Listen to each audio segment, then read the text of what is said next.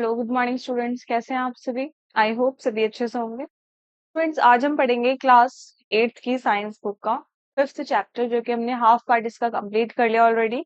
आज हम उसके आगे से कंटिन्यू करेंगे। इट इज अलैंगिक प्रजनन। चलिए स्टार्ट करते हैं। निम्नलिखित तरीकों से अलैंगिक प्रजनन होता है। पहला है द्विखंडन। एक कोशिकीय के जीवों में कोई जीव पूर्ण विकसित होकर दो भागों में बढ़ जाता है और इसे विखंडन कहते हैं। इसमें पहले केंद्रक व बाद में कोशिका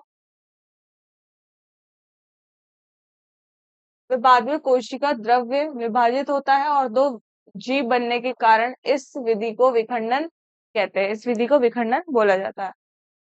और अमीबा इसी विधि द्वारा जनन करता है। अमीबा इसी विधि द्वारा जनन करता है। जैसे कि ये पूर्ण एक विकसित अमीबा है, ये दो केंद्र में विभाजित होगा, देन उसके बाद कोशिका द्रव्य इन दोनों में इक्वली डिवाइड हो जाती है।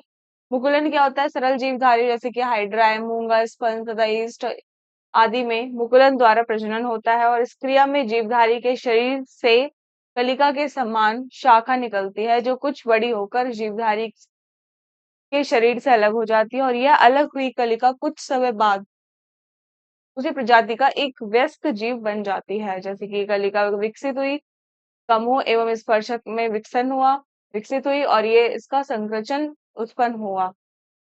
बीजाणु रचना कैसी होती है? कुछ बीजाणु या बैक्टीरिया तथा अन्य निम्न वर्गीय जीव बीजाणु बनाते हैं और बीजाणु कोशिका की विराम अवस्था है, जिसमें गर्म व शुष्क मौसम से बचाव के लिए एक मोटी भित्ति बन जाती है। उचित मौसम में भित्ति टूट जाती है तथा बीजाणु अंकुरित होकर नए पौधे के रूप में उगते हैं।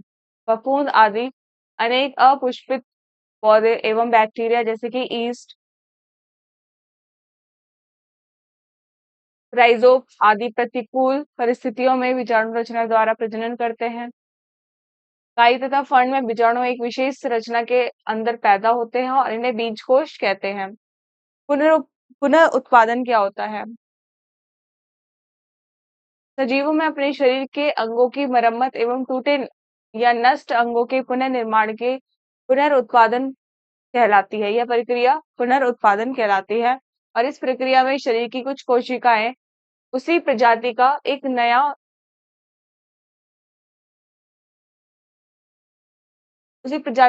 जीव उत्पन्न करती हैं, जैसे कि अमीबा, हाइड्रा, तारा मछली, पैरामीशियम आदि में पुनरुत्पादन द्वारा प्रजनन होता है। जैसे सितारा मछली है, तो सितारा मछली में एक भुजा टूटने पर दोबारा बन जाती है। हाइड्रा, प्लेनेरिया आदि में अपने शरीर के एक छोटे अंग से पूरा शरीर बना लेते हैं। छिपकली अपनी पूंछ टूटने पर दोबारा पैदा कर लेती है और भिन्न जंतुओं में पुनरुत्पादन की भिन्न क्षमता होती है। 5th पॉइंट देखें, वनस्पतिक प्रवर्धन क्या होता है?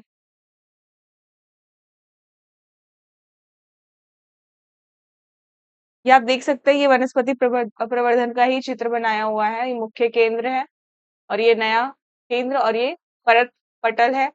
इस प्रकार की रचना स्टार्टिंग में ये होगा। वनस्पति प्रवर्धक जब पौधों की जड़ तथा तना अथवा पत्तियां आदि वानस्पतिक अंगों से प्रजनन होता है तो उसे वनस्पतिक प्रवर्धन कहते हैं। उदाहरण के लिए पुरानी सूखी घास के तने से नई घास उगाई जाती है। अदरक, आलू, शकरकंद आदि का एक छोटा टुकड़ा रोपने पर नया पौधा उगता है और अनेक पौधे जैसे कि अदरक है, गन्ना, गुलाब, आलू, चमेली, पुदीना तथा हल्दी को वनस्पतिक प्रवर्धन द्वारा उगाया जाता है। कृषि एवं बागवानी में वनस्पति प्रवर्धन की ये सामान्य विधियां अपनाई जाती हैं, जैसे कि कलम रोपण, दाब कलम आदि। खंडन क्या होता है? कुछ जीव जैसे कि स्पायरोगायरा पूर्ण विकसित होने के बाद दो खंडों में विभाजित हो जाते हैं और ये खंड वृद्धि करके नए जीव बन जाते हैं। निषेचन की बात करें तो समस्त जीवधारी प्रजनन के लिए विशेष कोशिकाएं उत्पन्न करते हैं और उन्हें जनन कोशिकाएं अथवा युग्मक कहते हैं।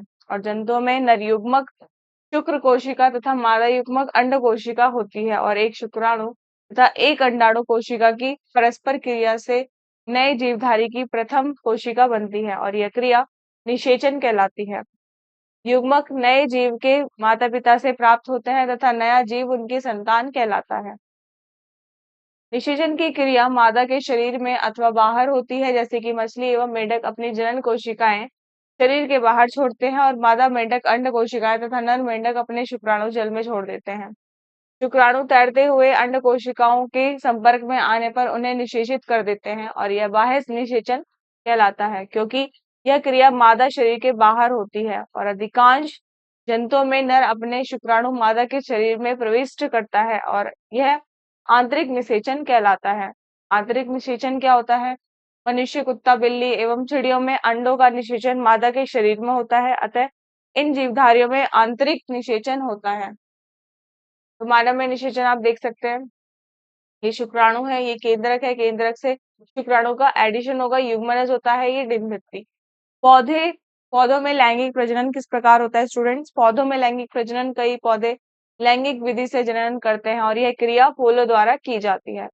कई फूलों में नर व मादा दोनों भाग होते हैं, इन्हें द्विलिंगी फूल कहते हैं। नर युग्मक परागकोश में उत्पन्न होते हैं और जबकि जो मादा युग्मक है वह अंडाशय में बनते हैं। अंडाशय में एक या अधिक बीजाणु होते हैं और ये वे मादा युग्मक बनते हैं। एक लिंगी अथवा द्विलिंगी क्या होता है? एक लिंगी फूल में या तो नर अंग होते हैं अथवा मादा अंग। उदाहरण के लिए कद्दू। अनेक फूलों में नर एवं मादा दोनों प्रकार के जनन अंग होते हैं और इन्हें द्विलिंगी फूल कहते हैं।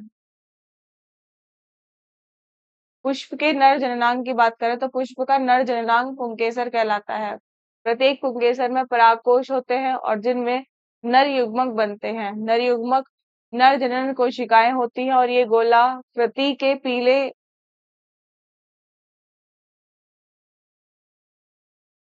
रंग पराग कणों में पाई जाती है। सेकंड देखेंगे, पुष्प के मादा जननांग। पुष्प का मादा जननांग स्त्री केसर कहलाता है। स्त्री केसर के निचले फूले हुए भाग को अंडाशय कहते हैं और अंडाशय में अनेक बीजांड होते हैं। आप पुष्प का जननांग देख सकते हैं, यहाँ पे बीजांड होता है, ये पुंकेसर होता है, ये इसकी पंखुड़ियां हैं जो ऊपर आपको दिखाई देती है, ये स्त्री केसर होता है और ये बाह्य दल होता है इसके बाहर की तरफ। पुष्प के मादा जननांग। पुष्प का मादा जननांग स्त्री केसर कहलाता है। स्त्री केसर के निचले फूले हुए भाग को अंडाशय कहते हैं और अंडाशय में ही अनेक बीजांड होते हैं। प्रत्येक बीजांड में एक अंडाणु होता है। अंडाशय का ऊपरी भाग वर्तिका कहलाता है और वर्तिका के चिपचिपे सिरे को वर्तिकाग्र कहते हैं।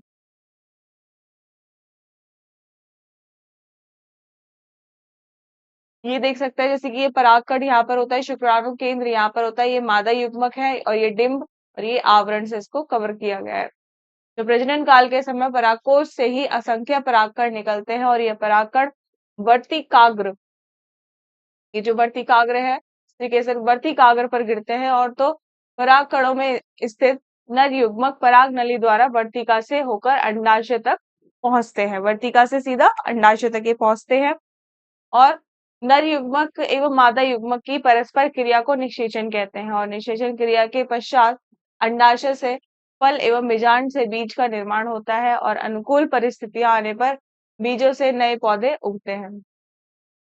पराग क्या होता है? पराग कणों का परागकोश से वर्तिकाग्र पर स्थानांतरण परागकण कहलाता है।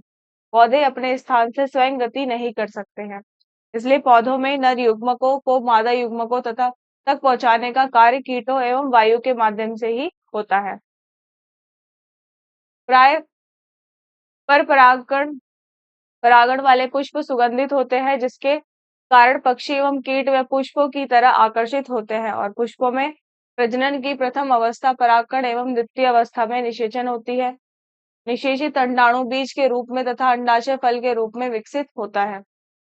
फल फल निषेचित अंडाशय का विकसित रूप है और जिसमें बीज संरक्षित रहते हैं और आम तथा बेर आदि फल के उदाहरण हैं। संरचना के आधार पर फल के दो भाग होते हैं, एक फल भित्ति होती है, यह अंडाशय की भित्ति में विकसित होती है, अंडाशय की भित्ति में विकसित होती है। और बीज क्या होते हैं? बीज देखिए, बीज ये बीजांड से विकसित होते हैं और फल भित्ति के तीन भाग होते हैं। बाह्य भित्ति, जो कि यह फल का सबसे बाह्य वाला भाग होता है। मध्य भित्ति ये फल का गूदेदार भाग होता है और अंतः भित्ति ये फल के मध्य का भाग होता है। स्टूडेंट्स, ये था आपका 5th चैप्टर जो कि कंप्लीट हुआ। आई होप स्टूडेंट्स आपको ये चैप्टर बहुत ही अच्छे से समझ आया होगा। सो नेक्स्ट क्लास में हम नेक्स्ट चैप्टर पढ़ेंगे। So thank you so much.